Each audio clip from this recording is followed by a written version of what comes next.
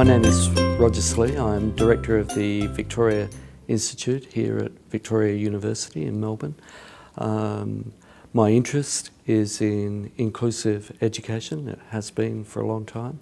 I established a journal, the International Journal of Inclusive Education, which is now into its 18th volume. So inclusive education has been with us for a long time, and for a long time before that.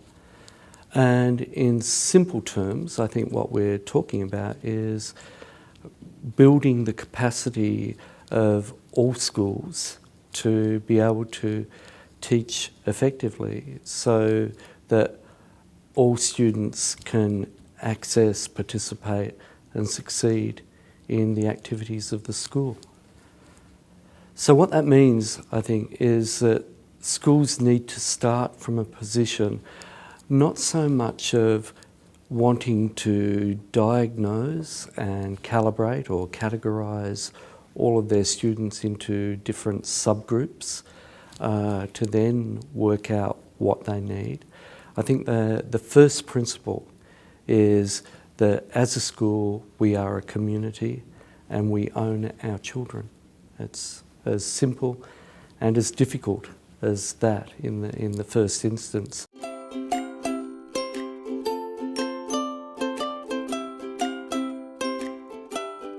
Then of course, we need to recognise that all learners will have different kinds of needs at different times in different subjects under different conditions. And in order to support them, we need to ensure that our schools are as flexible as possible and that they can muster resources to support students to be able to learn in the different ways that they need to. So I've always thought about inclusive education as working across a number of domains. The first domain, I think, is about the culture of the school and building a strong sense of belonging for all of the student identities. And when I'm talking about inclusive education, I'm not simply talking about students with disabilities. That's often what it is reduced to. But inclusive education really is the opposite to exclusion. And students are excluded for a whole number of reasons. It can be because English is not their first language. It can be because they come to Australia having been displaced from their country of origin, and that creates all kinds of difficulties for them. Kids can be excluded because of their sexuality or gender identity, and so it goes. It's a range of different identities in any one school, in any one classroom. So the idea is to build a community that not simply represents those differences across the student cohort, but sees that as a resource for the curriculum, a resource for the school community and identity.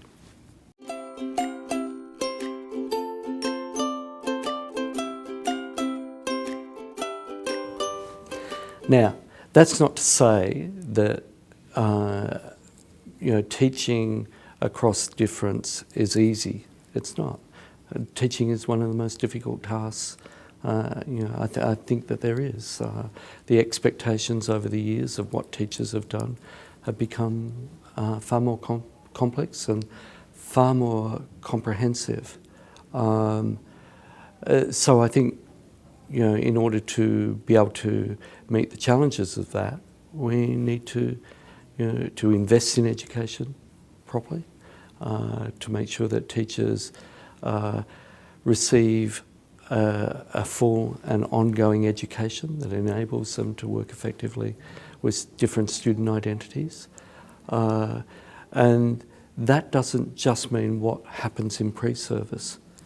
A lot of the resources for educating ourselves as teachers lie in our community. So parents, for example, are wonderful educators of their children. And if you want to know something about a child with a disability and what their needs are and how best to teach them, oftentimes you'll find it from the parents, from the advocacy groups, from the support groups that are there in the community. So rather than building up divisions between these groups and educators, the challenge for a great school is how you harness these resources to make classrooms more interesting, more lively, and able to embrace difference.